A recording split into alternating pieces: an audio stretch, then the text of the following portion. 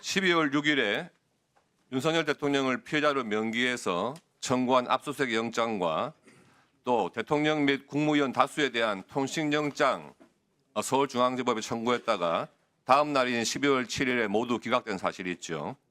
네, 12월 6일 날 청구된 영장 아니, 피의자는 윤석열 예 아니라만 대답하세요. 기각된 적 있죠? 네. 그래서 압수수색 영장의 대상 장소하고 대상 물건이 뭐였습니까?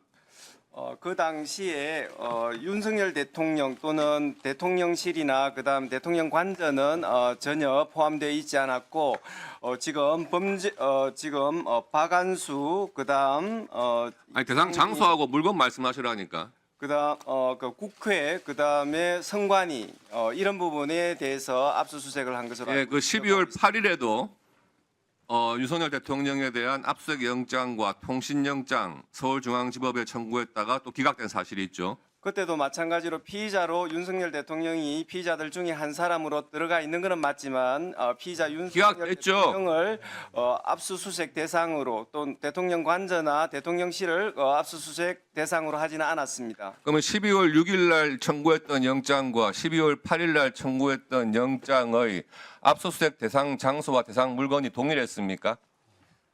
지금 뭐 꼭 동일하지는 않을 걸로 보이는데 어쨌든 지금 대통령 동일합니까 안 합니까?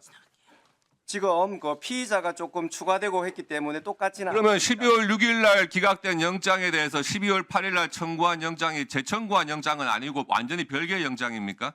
12월 8일 날 청구된 영장은 여인형 피의자가 포함되어 있고 그렇습니다. 그래서 여러 가지 재청구가 아니라 별도로 별개입니까? 청구된 영장입니다. 예. 그 공수처에서 스스로 밝힌 압수수색과 통신영장의 기각 사유를 보면요. 제가 읽어볼게요. 맞는지 아닌지 확인해 주세요. 동일 또는 유사한 내용의 영장이 중복 청구되고 있으므로 각 수사기관 간 협의를 거쳐 중복되지 않도록 조정해 청구해달라는 취지하고 경찰과의 공조수사본부에서 향후 수사 조율 여부를 밝혀 다시 영장 청구를 할 것이 기대되는 점 등에 비춰 현 단계에서 기각한다. 이런 내용이 기각 사유였죠. 네, 그 두 번의 맞습니까? 아닙니까? 아니 지금 기각 사유가 이게 맞습니까? 아닙니까? 맞습니다. 예, 네. 물어보겠습니다. 근데 이때 기각했을 때가 그 12월 6일, 8일 이럴 때니까요. 12월 10일 날 10일쯤에 이제 경찰과 공수처가 공조수사본부를 가동해가지고 수사를 하기 전 단계였어요. 전 단계에서 이렇게 기각 사유를 서울중앙지방법원에서 밝힌 겁니다. 그런데 그 두 번째 사유를 보면은요. 경찰과의 공조수사본부에서 향후 수사 조율 여부를 밝혀서 다시 영장 청구를 할 것이 기대된다. 이렇게 밝히고 있거든요. 당시에는 공수처의 대통령의 내란죄에 대한 수사 권한이 과연 있느냐에 대해서 당연히 의문이 들고 있었고 경찰만이 대통령에 대한 내란 수사 권한이 있다 해서 지금 공조수사본부를 꾸려가지고 수사를 할 것이다. 이렇게 지금 진행되고 있던 상황이었어요. 그러니까 서울중앙지법에서 기각할 때 당연히 이런 문구가 들어가는 겁니다. 공수처에 대해서 이 맥락 그대로 보면은 대통령의 내란죄에 대한 수사 권한이 없다 이렇게 읽히는 거 아닙니까? 다시 물어보겠습니다. 법원에서 공수처 물어볼게요. 내란죄 수사권이 없다는 부분 끝나고 입장을 이야기하세요. 없습니다. 12월 20일에 그 서울 동부지법에 김용현 전 국방장관에 대해서 체포영장 청구했다가 기각된 사실이 있죠. 네.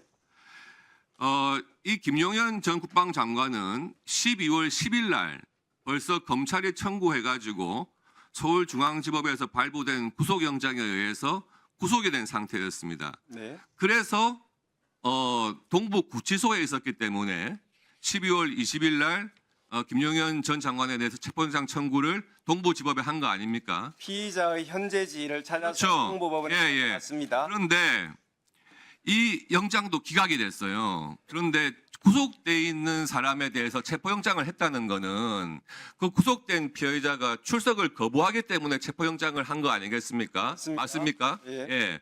그런데 통상적으로 이런 경우에는 대부분 체포영장이 발부가 되죠. 그런데 이 구속돼 있는 사람을 소환 조사하기 위해서 청구한 체포영장까지도 기각이 됐단 말이에요. 서울동부지법에서. 그 기각 사유가 뭐였습니까? 뭐 지금 정확하게 기억하지는 못하는데 뭐 내란죄 수사권이 없다는 그런 부분하고는 전혀 관계 없는 부분입니다. 다시 한번 말씀해 보세요. 내란죄 수사 권한하고 전혀 관계가 없어요? 제가 그 자료를 지금 출석 요구에 응하지 아니하거나 응하지 아니할 우려가 있다고 단정하기 어렵고 이 사건 피의 사실의 내용, 수사 진행 경위 등을 고려해서 기각한다 그런 취지입니다. 그런데 이 기각 사유를 왜 검찰에 송치하면서 기각 사유 부분을 가리고 송치를 했습니까?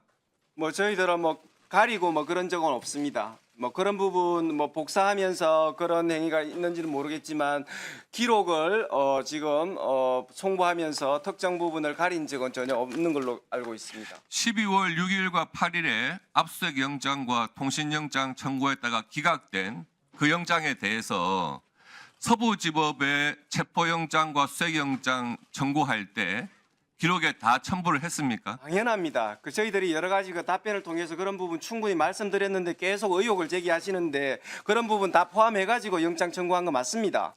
그러면 검찰에 송치하실 때 이 6일과 8일의 영장 이런 부분에 대해서 다 첨부해가지고 사건 송치하신 건 맞습니까? 의원님 당연합니다. 예. 알겠습니다. 네.